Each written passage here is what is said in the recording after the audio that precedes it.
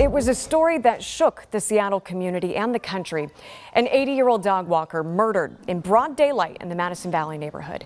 And despite a very lengthy criminal history, the man charged in her death never hit Washington's three-strike law, putting violent repeat offenders away for life if convicted of 3 so-called most serious offenses. But he could have. So what happened? I went to prosecutors for answers, investigating the case of Jahmed Haynes. We are tracking breaking news out of Seattle. A woman dead after a brutal carjacking. A neighborhood dog walker killed. A dog was found dead in a recycle bin. Our SWAT team was able to safely make an arrest. I think about it every day. This is Melanie Roberts' never-ending nightmare. I didn't get the chance to say goodbye. Trying to make sense of the horrific end to her grandmother's life. She was failed on multiple levels. She was not kept safe. Waiting and praying for justice. But month after month, getting nothing but disappointment. And Mr. Haynes lacks capacity to stand trial. The judge won't let us show you the face of the man charged with 80-year-old Ruth Dalton's murder. But his picture has been shared far and wide for decades. Jahmed Haynes, a career criminal having spent nearly half of his 48 years behind bars. Despite 8 prior felony convictions, Haynes never triggered Washington's 3-strike law. But based on court records I dug up, he could have. He never should have been out on the street. That is maddening to me that all of this was avoidable. KIRO 7 has been covering Haynes' most egregious crime since 1993. Haynes, just 16 when he killed someone as he was driving drunk and recklessly in Seattle's Capitol Hill neighborhood. Strike 1, vehicular homicide. Haynes spent the next 6 years in and out of jail, and in 1999, his next strike inside this Renton Safeway. Haynes stuck a semi-automatic pistol into a clerk's side, ordering customers onto the ground.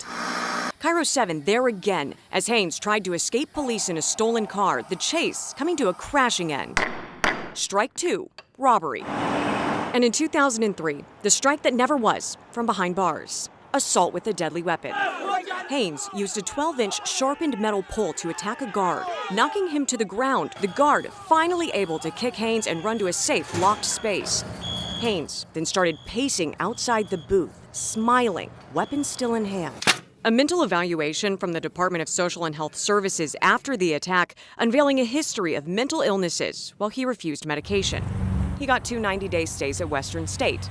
Medication forced, and his mental competency restored, with the doctor leaving 1 bombshell sentence at the end. High risk to commit future violent crime if he stops taking medication, which he stated he intends to discontinue. Despite the DSHS evaluation, Snohomish County prosecutors struck a plea deal, giving him 3 lesser felonies and a second chance on a 3rd strike. The defendant. We went to the prosecutor's office Chief of Staff Michael Held. He wasn't involved in the Haynes case, but he can provide insight. Knowing we have somebody who's very mentally unstable, who's saying they likely will be unstable again in the future, but we don't want them in jail for life. Well, you are right to read that and recognize that that would create some concern. But again, you're going to be looking at the evidence you have in front of you and whether or not you can prove that case. And if you can't, what is the outcome? That person is released from jail with only a fraction of the 15 years that we could have secured.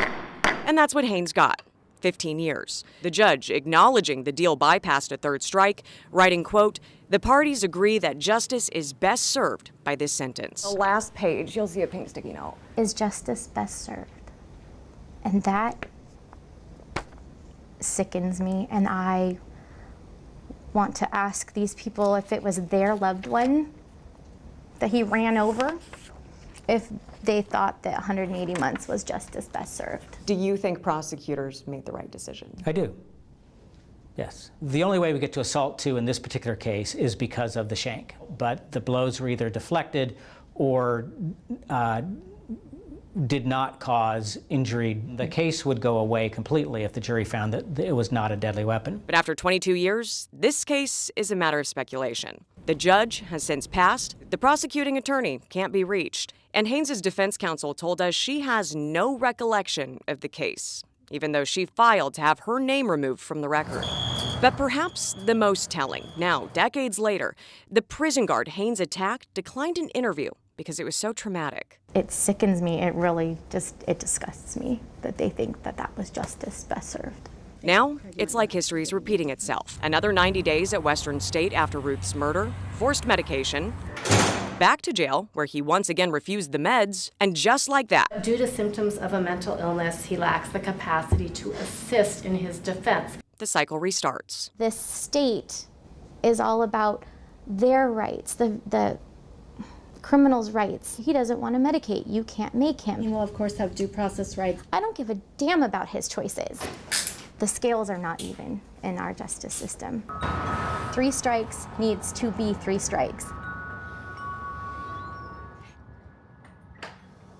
And Haynes has been charged with murder, assault, and animal cruelty. A conviction on either the murder or assault charge would count as that 3rd strike. His 90 days at Western State will wrap in July, and at that point, we will learn once again whether he's able to stand trial. We have reached out to King County prosecutors. They told us they cannot comment on ongoing cases. But you can read more on this case and on Washington's 3-strike rule. There is an article up right now on KIRO7.com. Just head to our website and click on this story.